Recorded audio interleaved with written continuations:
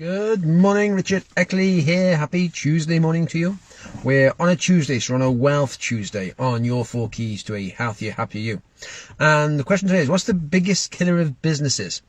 Well, all businesses start off basically with just an idea. Someone has an idea of something they actually enjoy doing or they want to do, and they start to develop it into a business. That's how any business starts, like from Apple to Amazon to any business you think of nowadays. Multi-trillion businesses, they all started with a core idea, and someone started it off, perhaps in their garage, working from home, and then developed it. And they enjoy it, and that's how it got going. But a lot of people, unfortunately, try and grow too fast, too quick. That's where a lot of problems come. So what happens is then they put themselves under immense pressure. They often borrow loans or get money to try and develop this business fast. They have this idea, think, well, if I just transfer a lot of money into it, it'll grow huge and I'll be away.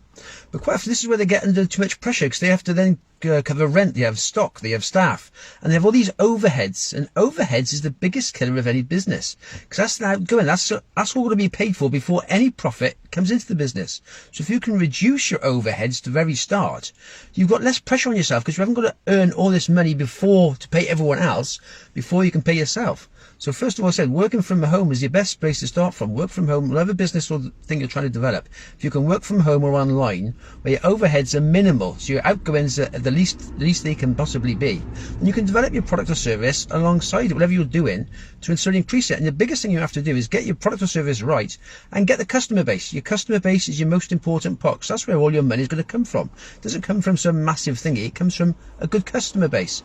And the more customer base you can build, then it can then move you on to the next stage of perhaps getting the premises and stuff in the future if your customer base allows for it. But it's no good trying to think, I'm going to rent all this stuff, I'm going to build this massive and then get my customer base, because then you put yourself under pressure. What happens then is you actually have to do the work. Well, before you enjoyed it, you chose to do the work, 'cause that's what you enjoy doing, so you enjoy it, and then you make some money and develop it slowly. But when you suddenly have to do the work to get the money, first of all, to cover your overheads, that puts yourself under immense pressure. And often a lot of businesses fail because the overheads were just too much. The customer base wasn't there to support it. So then they get in debt, and then they often go bankrupt or lose it because the overheads just outweighed the customer base. So you need to build a customer base first of all, and then when the growth allows for it, sales allow for it, then we can expand into a bigger business. But it's taking that time to think, okay, well, whatever I can do from home first of all, wherever I can minimize my overheads, that's the best thing. Slow, steady growth will always beat fast growth, because you're building a long-term customer base, long-term businesses. So if you want to work out your customer value, it's not one product they buy, it's the products they buy over a lifetime. So say you're selling something for like £5–10, they're not worth £5–10 so you buy one thing. They could be worth 20, 30, 40,000 pounds over a lifetime if they're continually buying this product or service.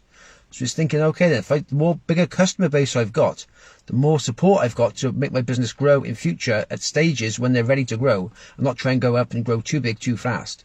So it's realizing that, okay, yeah, I can enjoy what I'm doing, so I can expand it when time is right, but not try and jump too fast, too quick, and think, oh my God, I've put myself under immense pressure, and then all of a sudden you're not enjoying it anymore. You've got to enjoy your business. There's no point doing something you don't enjoy. If you're doing something just for the sake of money, it's not going to last long. You've got to enjoy it first, and then money's a byproduct of you enjoying it and providing good customer service for your customers, and then it will grow. Because people will be attracted to you. That's how business grows. It's not really by you what you do, it's what your customers say. Word of mouth recommends it, and then you've got a good business base, and off you go forward. So there we are. So there's no rush. We've got all the time in the world we need to develop what we want in our lives. So it's just doing it one step at a time. Happy days. Have yourself a good one. All the best for now.